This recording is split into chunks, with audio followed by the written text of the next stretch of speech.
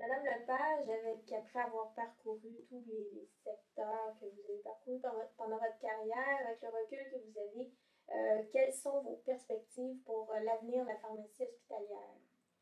Ben, je pense que tous les rêves sont permis. Je commencerai mon commentaire en vous disant ça. On repousse constamment les frontières, hein.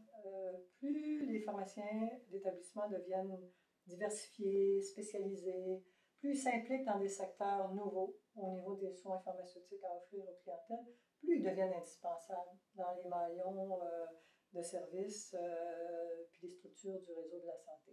Et de plus en plus, ils deviennent aussi indispensables aux médecins avec qui on travaille quotidiennement. Donc, les médecins ont appris à s'appuyer davantage sur les expertises des pharmaciens. Et pourquoi? Parce que les pharmaciens sont très compétents et ils peuvent encore repousser plus loin les limites qui leur sont imposées par le système, que ce soit la loi 90 ou d'autres formes de contraintes.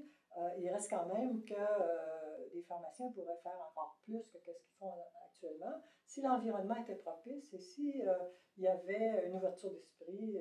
Puis je pense qu'elle est là, l'ouverture d'esprit des cliniciens, de laisser plus de place aux pharmaciens dans les soins pharmaceutiques. On l'a démontré dans beaucoup d'exemples dans des pratiques hospitalières qui ont été développées, mais qui ne sont pas encore euh, généralisées.